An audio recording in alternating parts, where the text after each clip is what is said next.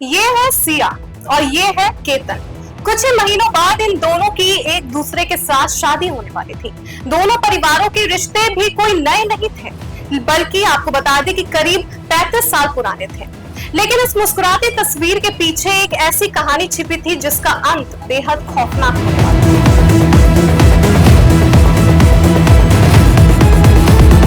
नमस्कार, आप देख रहे हैं न्यूज हाट। मैं हूं आपके साथ इसमें सराफ।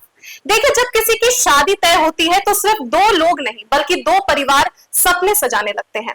घर में खुशियों का माहौल होता है, भविष्य की योजनाएं बनती है और सबसे बड़ी चीज होती है एक दूसरे पर अटूट भरोसा।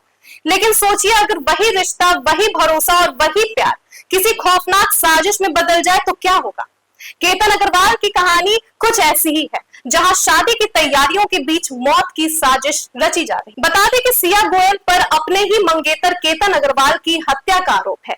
जांच के मुताबिक उसने अपने प्रेमी चेतन चौधरी के साथ मिलकर इस वारदात को अंजाम दिया।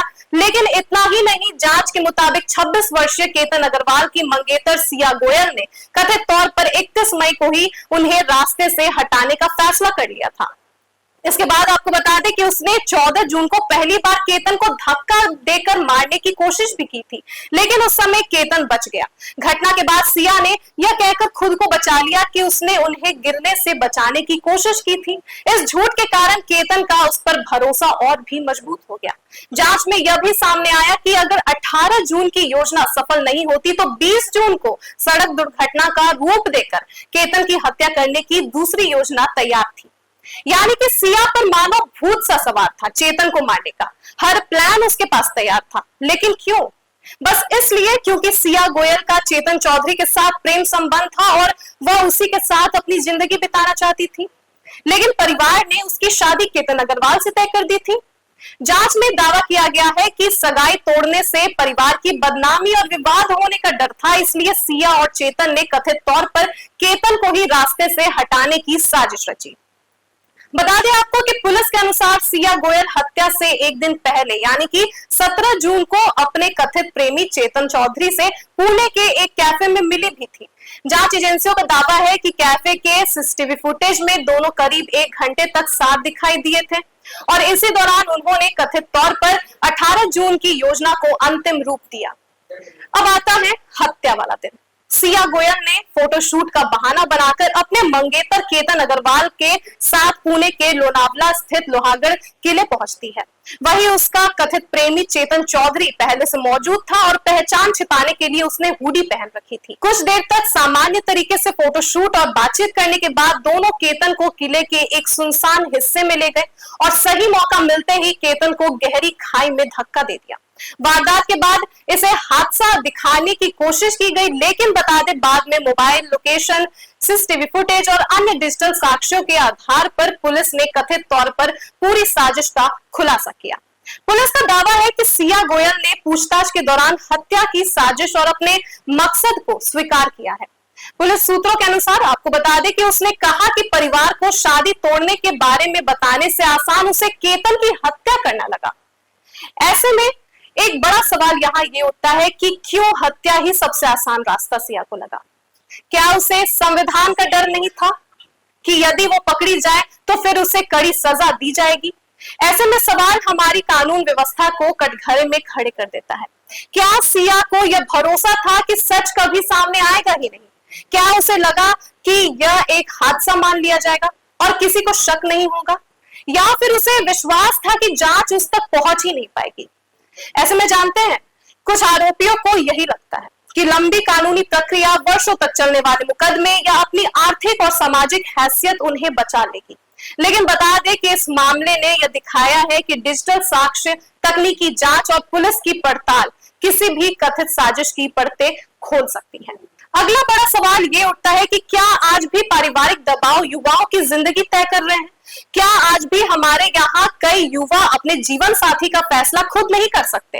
क्या परिवार की प्रतिष्ठा, समाज की राय और जाति का दबाव इतना भारी पड़ जाता है कि लोग अपनी असली भावनाओं को छिपाकर जीते रहते हैं? लेकिन इसी के साथ यह भी बात बताना जरूरी है आपको, और उतना ही साफ है कि किसी भी तरह का सामाजिक या पारिवारिक दबाव हत्या जैसे अपराध को सही नहीं ठहराता। अगर रिश्ता स्वीकार नहीं था तो कानूनन अलग होने का रास्ता था, बातचीत का रास्ता था, इंतजार का रास्ता था। अपराध कभी भी समाधान नहीं हो सकता।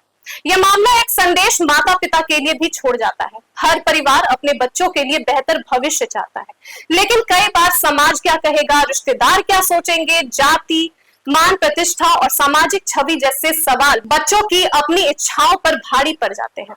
ऐसे में जरूरी है कि माता पिता अपने बच्चों की बात धैर्य से सुने, उनसे खुलकर संवाद करें और उनके जीवन से जुड़े फैसलों में उनकी भावनाओं को भी उतनी ही अहमियत दें और उनके साथ हर कदम पर खड़े रहें।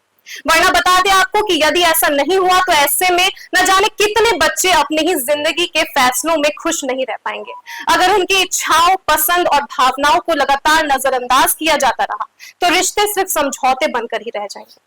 यह घटना इस बात की याद दिलाती है कि समय रहते संवाद, भरोसा और समझ कितना जरूरी है, ताकि भविष्य में किसी और परिवार को सिया और केतन जैसे दर्दनाक मामले का सामना न करना पड़े। ऐसे में एक और बड़ी बात यहाँ ये है कि इस मामले में दोनों परिवार आर्थिक रूप से संपन्न थे। केतन अग्रवाल पुणे के रियल एस्टेट कारोबारी विशाल देवीचंद अग्रवाल के बेटे थे और सिया गोयल भी संपन्न कारोबारी परिवार से आती है। उनका परिवार ड्राई फ्रूट और मसालों का कारोबार करता है। वर्षों पुराने पारिवारिक संबंध थे, कारोबार था, सम्मान था और एक ऐसी शादी की तैयारी थी जिसे दोनों परिवार खुशी से देख रहे थे। बाहर से देखने वाले शायद यही कहते कि इससे बेहतर रिश्ता क्या होगा, लेकिन इस घटना ने एक बार फिर साबित कर दिया कि किसी रिश्ते की असली मजबूती बैंक बैलेंस, बड़ा घर या सामाजिक हैसियत से नहीं, बल्कि ईमानदारी, भरोसे और भावनाओं से तय होती है। अगर दिल कहीं और था तो सबसे पहले सच बोलने की जरूरत थी, क्योंकि झूठ पर खड़ा कोई भी रिश्ता आखिरकार किसी ना किसी दिन टूटता ही है। लेकिन दुख की बात यहाँ ये है कि इस मामले में तो सिर्फ एक रिश्ता ही नहीं टूटा, बल्कि एक जिंदगी भी खत्म हो गई। लेकिन जान ले कि इससे इतना जरूर समझ में आता है कि कई युवाओं के लिए सिर्फ पैसा, हैसियत या आलीशान जीवन ही सब कुछ नहीं होता। उनके लिए भावनात्मक जुड़ाव, अपनी पसंद और जिसके साथ वे जीवन बिताना चाहते हैं वह भी उतना ही महत्वपूर्ण हो सकता है। यहाँ एक और चीज जो गौर करने वाली बात यह है कि आज हर कोई अपनी जिंदगी की सबसे अच्छी तस्वीरें सोशल मीडिया पर डालता है। मुस्कुराते चेहरे, घूमने की तस्वीरें, प्यार भरे कैप्शन, सब कुछ इतना परफेक्ट दिखता है कि देखने वाला यही मान लेता है कि इन लोगों की जिंदगी में कोई परेशानी नहीं होगी। सिया और केतन की तस्वीरें भी कुछ ऐसी ही थी। दोनों साथ खुश दिखाई देते थे, भविष्य के सपने देखते थे और देखने वालों को लगता था कि यह एक आदर्श जोड़ी है, यानी कि परफेक्ट कपल है। लेकिन पुलिस जांच में सामने आए आरोपों ने इन तस्वीरों के पीछे छिपी कहानी पर सवाल खड़े कर दिए। यह मामला हमें बताता है कि सोशल मीडिया पर दिखाई देने वाली मुस्कान हमेशा दिल की खुशी नहीं होती है। कैमरा सिर्फ चेहरा रिकॉर्ड करता है, इंसान के भीतर चल रही लड़ाई नहीं। इसमें किसी की जिंदगी को उसकी पोस्ट, तस्वीर या रील देखकर समझ लेना शायद सबसे बड़ी भूल हो सकती है। इस पूरी कहानी का अंत सिर्फ एक सवाल नहीं बल्कि एक सीख भी छोड़ जाता है। अगर किसी रिश्ते में मन नहीं था तो अलग होने के रास्ते मौजूद थे, लेकिन किसी की जान लेना कभी भी समाधान नहीं हो सकता। अगर पुलिस के आरोप अदालत में साबित होते हैं तो यह सिर्फ एक हत्या नहीं बल्कि आपको बता दे कि भरोसे, रिश्तों और कई जिंदगियों के टूटने की कहानी बन जाएगी। साथ ही यह मामला रची गई सबसे सनसनीखेज साजिशों में से एक माना जाएगा। बता दें कि एक पल का फैसला दो परिवारों की पूरी दुनिया बदल गया। फिलहाल पुलिस इस पूरे मामले की गहराई से जांच कर रही है और जुटाए गए डिजिटल व परिस्थिति जन्य साक्ष्यों के आधार पर आगे की कानूनी कार्रवाई की जा रही है। अगर जांच में सामने आए आरोप अदालत में साबित होते हैं तो बता दें कि सिया गोयल के लिए बड़ी परेशानी खड़ी हो जाएगी। अब न्याय के लिए फैसला क्या लिया जाएगा वो अदालत तय करेगी, लेकिन इतना तय है कि किसी भी परिस्थिति में हत्या किसी समस्या का हल नहीं हो सकता।